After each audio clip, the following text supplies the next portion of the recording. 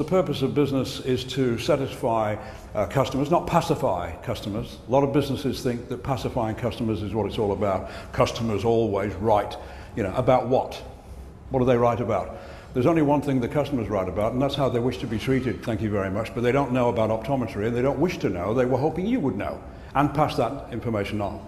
That's why we have to be careful about the lies in business. No one meant for them to be lies, such as knowledge is, never has been, never will be. Giving knowledge is power, not having knowledge. Knowledge doesn't belong to you, it belongs to those you serve. It's about as simple as that. And so apart from being very good at merchandising products, we also have to be very good at merchandising knowledge. The moment you realize that you must give knowledge, then you must ask yourself, how should I give knowledge? Which is the beginning of the art of communication. Not even to keep customers. That's not a goal of the business. Not to keep customers, but to develop customers. Because if you develop customers, then you will deserve to keep them. That's the way it works. So customer retention is weak compared to customer development. To sell far more than you charge for. What does a restaurant sell? Just quickly. Food. It's the first thing you think of, isn't it? But here today, we're here to think beyond the first level of thought. It can't be food, because if it was food, it would be the most expensive place in all the world to buy food. So sometimes people say, well, it's service. Well, if it was service, we'd be going there to meet the staff. Will we meet the staff? Yes. Are we going there to meet the staff? No. So let's not make it complicated. Why then do we go to a restaurant? What are we going there for? Yes, good time, pleasant experience with family, with friends, with business associates, yes or no? It's very simple when you think about it. So what a restaurant sells and what we buy is a pleasant experience. But what do we get charged for on the way out? Food and drink.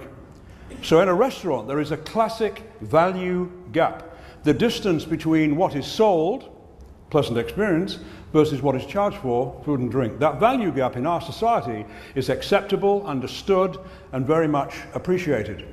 But the news is that many businesses don't have a value gap. What they sell basically equals what they charge for. And when that happens, there are many problems. The first problem is that customers don't complain about it because they don't know about the value gap. So it's critical to have a value gap. Have you read in recent times about the problems facing bookstores? Yes?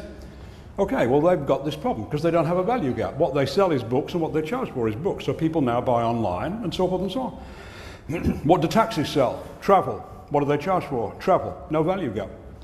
That's why the limousine industry has blossomed and boomed in recent years. They charge for travel. They use the same documentation, cab charge, but they don't sell travel. They sell a superior service. They'll meet you at the airport. Is your time money? They'll save you maybe 20 minutes, half an hour. They'll help you with your luggage. The car is clean.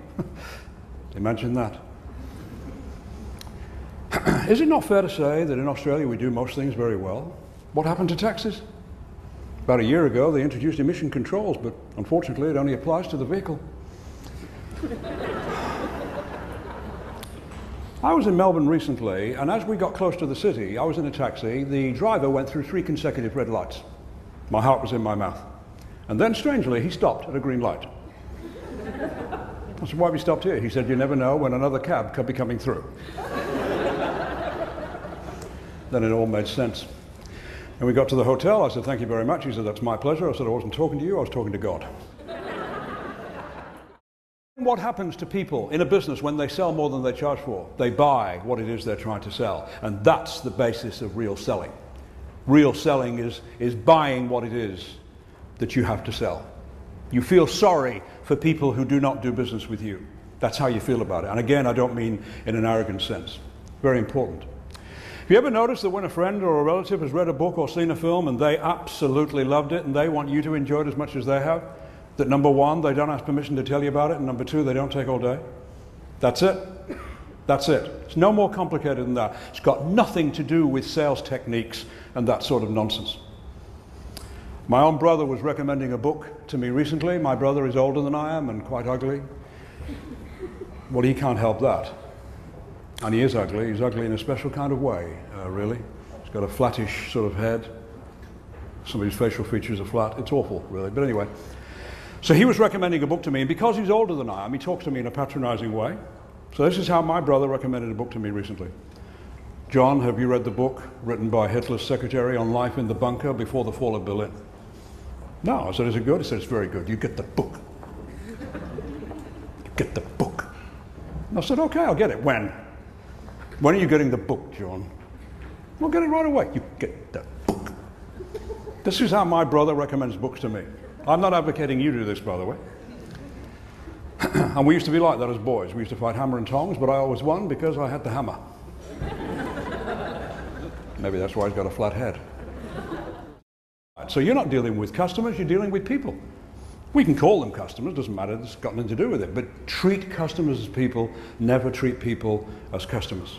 All opportunity, all potential lies with people, not with customers. The word customer means buyer. So have a guess what buyers are interested in. Price and convenience. That's what they're supposed to be interested in. Customers consider service to be an entitlement. It's about as simple as that. They're not meeting in a park today trying to figure out how to get better service from you. You either give it or you don't. And by the way, if you don't give good service, they have special ways of punishing you. How can they punish you? Just quickly, over to you. Yeah, they could stop doing business with you. Anything else they could do to hurt you? They could tell other people, yes? The worst thing they could ever do to you or to me is not tell us. Okay? Because if they don't tell you, then you're going to operate from a base called ignorance, and ignorance is not bliss. It's extremely painful. First call I ever made was so bad, it's with me to this day. I know exactly what I said. I know exactly what the customer said. It was embarrassing. It was almost humiliating. But as I walked out of the place that I went into, almost as quickly as I'd entered, by the way, I said to myself, I did that wrong. So I hope you're in the habit of saying that to yourself. Not in a neurotic way, but in a professional manner. I did that wrong. There's an old saying, it's amazing how much they changed since I changed.